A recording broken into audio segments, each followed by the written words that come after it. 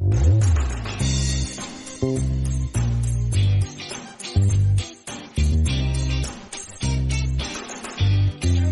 शुरू करते हैं पॉलिटी के इस क्लास का एक नए जुनून और जोश के साथ में फिर से स्टार्ट करते हैं। अब तक हम जो है हिस्टोरिकल पार्ट पढ़ रहे हैं और इसमें जो है कुछ पढ़ चुके हैं 2 वीडियो में। तीसरे वीडियो में पढ़ने जा रहे हैं 1892 ईस्वी का जो भारत परिषद अधिनियम आया था उसके अंतर्गत मुख्य बातें जो एग्जाम के पॉइंट ऑफ व्यू से मेन है उसी को जानने जा रहे हैं। तो दैट वीडियो पे आते हैं। तो शुरू करते हैं यहाँ पे 1892 का भारत परिषद अधिनियम, है ना। तो 1892 में अंग्रेजों ने जो एक परिषद अधिनियम पारित किया, एक्ट पारित किया था, उसका मुख्य उद्देश्य क्या था? उसका मुख्य उद्देश्य था कि अप्रत्यक्ष चुनाव प्रणाली को भारत के अंदर लेके आना। अप्रत्यक्ष चुनाव प्रणाली क्या होता है?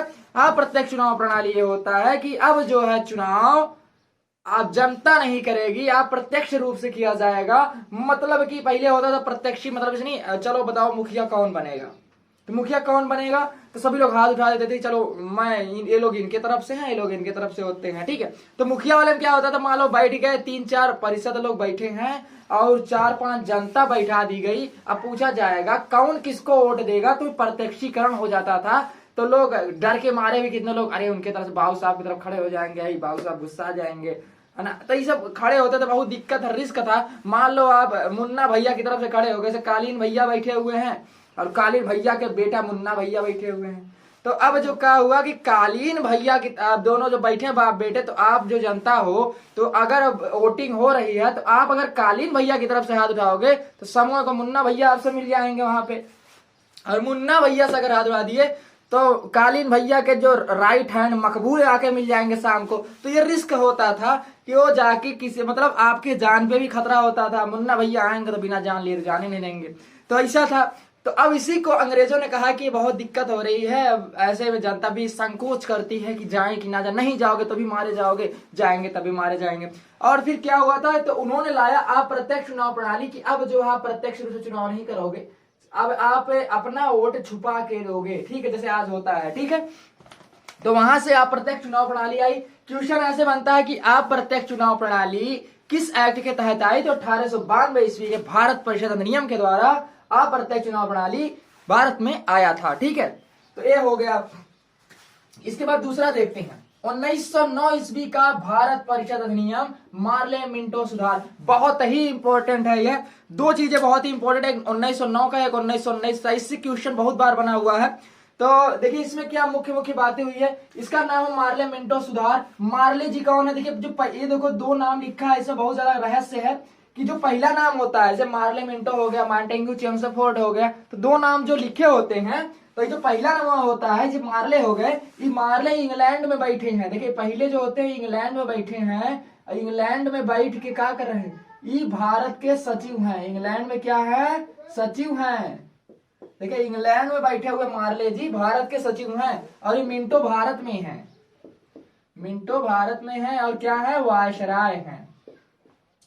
तो यह बात अब हमेशा आप माइंड में ध्यान रखिएगा कि जो 2 नाम लिखे होते हैं, जो पहला नाम होता है वो इंग्लैंड में बैठे हैं। कहाँ बैठे हैं? इंग्लैंड में बैठे हुए हैं, और इंग्लैंड में वो भारत के सचिव बन के बैठे हुए हैं। और जो दूसरा वाला नाम है वो भारत में ही बैठे हैं, और कहा है भारत के वायसराय के रूप में है, ठीक है। तो दो नाम है मार्ले मिंटो। तो मिंटो जो भारत में है, मार्ले इंग्लैंड में बैठ के वहां से राज कर रहे हैं। तो इन्होंने मिलकर जो है एक एक्ट पारित किया, जिसकी मुख्य बात थी कि मुस्लिम प्रतिनिधि को अब केवल मुस्लिम जनता ही चुन सकती है। मतलब मुस्लिम जनता केवल मुस्लिम प्रतिनिधि को ही वोट दे सकती है, नहीं तो और किसी को भी वोट नहीं दे सकती। कारण अब देखिए यहीं से जातिवादिता आगे भारत में, जो हम आज सांप्रदायिक रूप से वोट देते हैं कि जिससे नहीं होता है कि यह पार्टी है तो इस जात की है, इस जात के जो मेंबर है उस जात के लोग उसको वोट देंगे, एक इस पार्टी के हैं तो इस जात के हैं तो इस जात वाले देंगे। तो जातिवादिता में जो बढ़ गई है आजकल की भी, आप लोकतंत्र में देख रहे हैं राजनीति किस हद तक जा चुकी है। तो इसकी शुरुआत जो है 1909 में ही हो गई थी। ये मार्ले मिंटो ने मिल के जो है इस जातिवादिता भारत में घुसेड़ दिया था, उसका फायदा उठाया। 1907 में जो जिन्ना जी थे, जिन्ना ने बोला था कि हिंदू लोग अलग शासन करेंगे, मुस्लिम लोग अलग शासन करेंगे, और इस बात को गांधी जी ने दबा दिया था, जिसको अंग्रेज भली भांति जानते थे। और अंग्रेजों ने क्या किया, उसी बात का फायदा उठा के 1909 में यह प्रणाली लाया। उन्होंने जानते थे कि भारत की आधी जनता जो मुसलमान है वह पूरा इसका समर्थन करेगी, और इसलिए यह एक्ट चलेगा। लेकिन यह बात हमेशा ध्यान रखो कि भारत में सबसे कम समय तक चलने वाला कोई एक्ट था तो 1909 का 1909 का भारत परिषद अधिनियम, पार्लियामेंट सुधार अधिनियम था। अगर प्रश्न आ गया कि अंग्रेजों द्वारा पारित किए गए एक्ट में सबसे कम समय तक कौन सा एक्ट चला, तो वह कौन था? वह यही था भारत परिषद अधिनियम 1909 का। ठीक है, सबसे कम चलने वाला, इस बात को भी ध्यान रखिएगा कि यह सबसे कम चला था। ठीक है, सबसे कम चला है। और यहीं से देखिए मुस्लिम प्रतिनिधि के लिए मुस्लिम जनता कहने का मतलब इसे ही बोलते हैं। धर्मवाद पे जब राजनीति होने लगती है तो इसे बोलते हैं सांप्रदायिकता।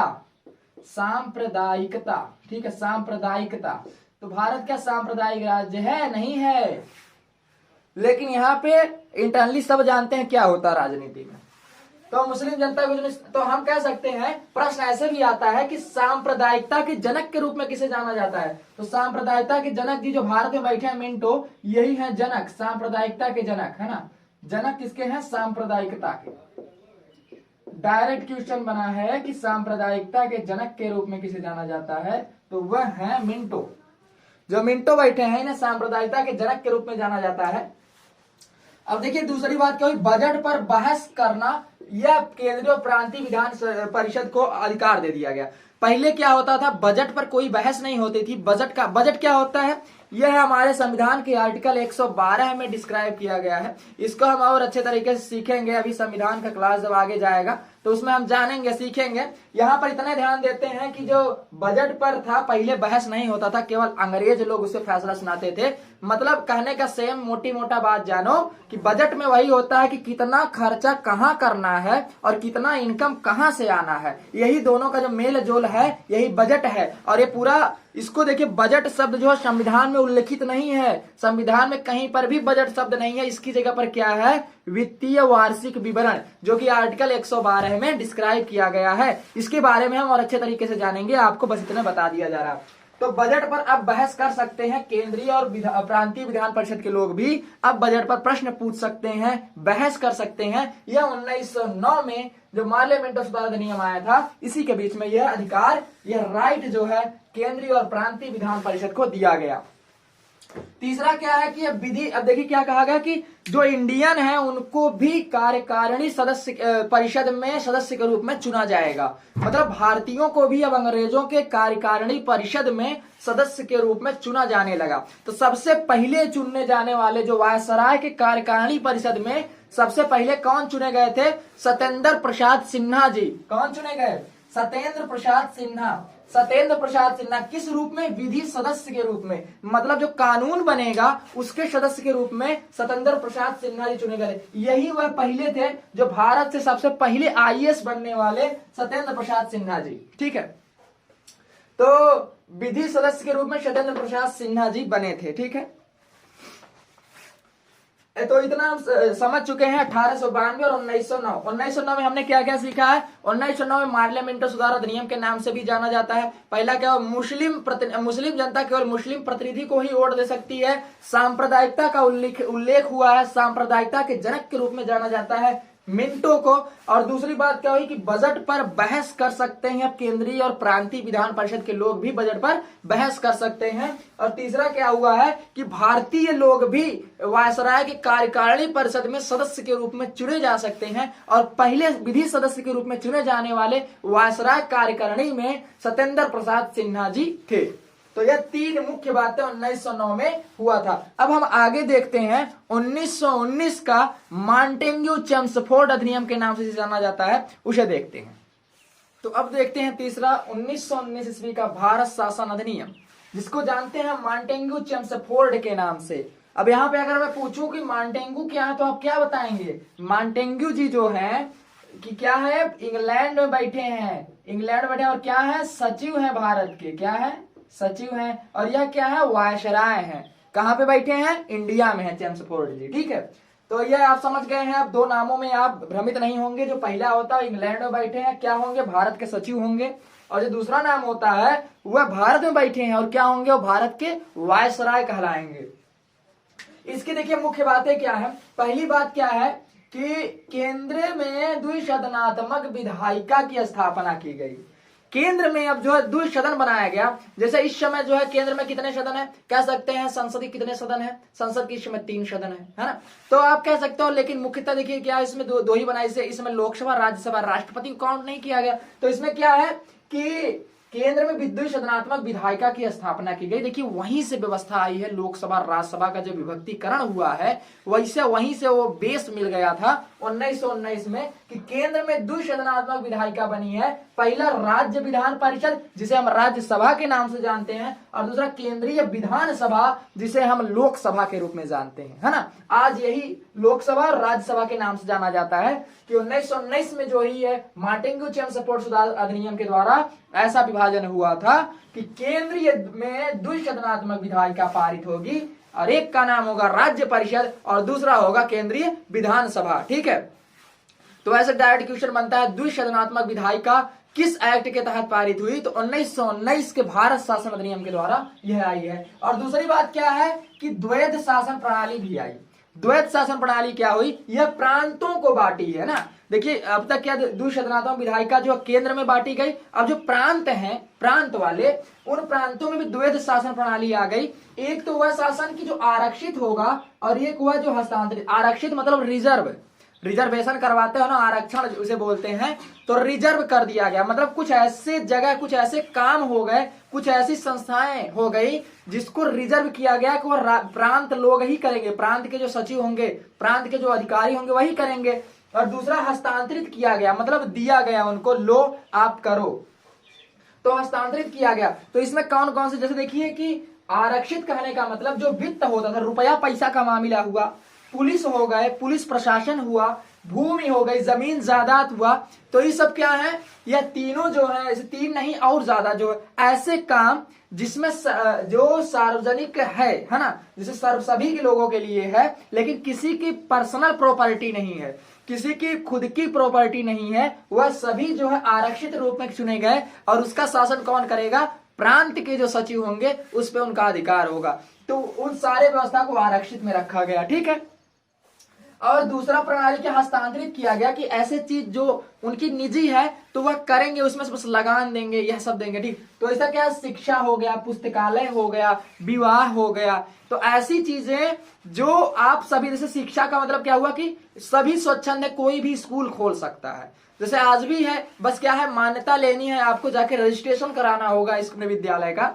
तो क्या हुआ कि हस्तांतरित किया, शिक्षा भी हो गया, पुस्तकालय भी हो गया, ये सब हो गया। क्या होगा, इसमें हस्तांतरित किया गया मतलब इस पर सभी का अधिकार है, और यह आरक्षित में इस पे केवल प्रांत के सचिव का अधिकार होगा। ठीक है, यह बात आप समझ गए होंगे। उसकी तीसरी बात क्या है, केंद्रीय, देखिए सबसे इंपॉर्टेंट क्या हुआ, यह कहा गया केंद्रीय लोक सेवा आयोग मतलब यूपीएससी की स्थापना की गई इसी मॉन्टेग्यू चेम्सफोर्ड अधिनियम के द्वारा। देखिए कह सकते हैं मॉन्टेग्यू चेम्सफोर्ड अधिनियम ने भारत के शिक्षा पर भी विशेष ध्यान दिया, है ना, शिक्षा पर भी ध्यान दिया गया उस समय। तो इसमें यूपीएससी की स्थापना की गई। यूपीएससी की स्थापना के लिए एक ली आयोग बनाया गया 1924 में, एक ली आयोग का गठन किया गया, और फिर 1926 में जो है यूपीएससी की स्थापना इसी से हो गई, है ना। तो पूछा जाता है कि यूपीएससी की स्थापना किस आयोग पे गठित हुआ है, तो आप कहोगे ली आयोग पे। किस आयोग पे, ली आयोग, जो कि 1924 में इसकी रिपोर्ट आई है और 1926 में यूपीएससी की स्थापना हो गई। और जो है महिलाओं को पहली बार जो है, महिलाओं को 1919 के भारत शासन अधिनियम के द्वारा पहली बार वोट देने का अधिकार मिल गया, है ना। तो यह भी पूछा जाता है कि महिलाओं को वोट देने का अधिकार किस एक्ट के तहत मिला, तो 1919 के भारत शासन अधिनियम के द्वारा महिलाओं को पहली बार वोट देने का अधिकार मिल गया। ठीक है, तो अब इसमें देख लेते हैं, ओवरव्यू देखते हैं इसका क्या हम सीखे। अभी हमने सीखा 1919 के मॉन्टेग्यू चेम्सफोर्ड अधिनियम के द्वारा क्या क्या बातें पहली हुई, द्विसदनात्मक विधायिका बनाई गई, मतलब विधायिका को 2 सदन में विभाजित किया गया। पहला हो गया राज्य परिषद और दूसरा हो गया केंद्रीय विधानसभा, जिसका नाम है लोकसभा, राज्य परिषद, राज्यसभा। द्वैध शासन प्रणाली बनाई गई, मतलब प्रांतों में जो है द्वैध शासन प्रणाली लाई गई। एक तो आरक्षित, कुछ काम जो आरक्षित हो गए और कुछ हस्तांतरित किए गए। आरक्षित जिसपे प्रांत के सचिव का अधिकार पूर्ण रूप से था, हस्तांतरित मतलब जिसपे कि जनता का भी निजी अधिकार था कि जनता भी स्वच्छंद रूप से कर सकती है, लेकिन उस पर टैक्स जरूर लेंगे वो लोग। ठीक है, केंद्रीय और तीसरी बात क्या हुई, यूपीएससी की स्थापना की गई। 1924 में ली आयोग ने एक रिपोर्ट प्रस्तुत किया और 1926 में उसी रिपोर्ट के द्वारा जो है केंद्रीय लोक सेवा आयोग यूपीएससी की स्थापना 1926 में की गई। चौथी बात क्या हुई कि महिलाओं को सबसे पहले वोट देने का अधिकार इसी अधिनियम के द्वारा दिया गया। ठीक है, अब इसके बाद जो है भारत शासन अधिनियम 1935, जो कि बहुत ही ज्यादा इंपॉर्टेंट माना जाता है। ऐसा भी बोला जाता है कि जो हमारा संविधान है, आज का संविधान, यह भारत शासन अधिनियम 1935 का जीरोक्स है, टू कॉपी है।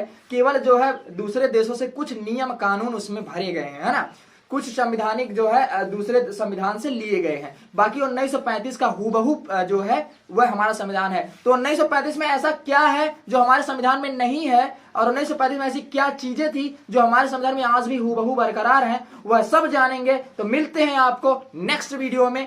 प्लीज इसको शेयर करिए, सब्सक्राइब करिए, लाइक करिए ताकि हमें मोटिवेशन मिले। Thank you.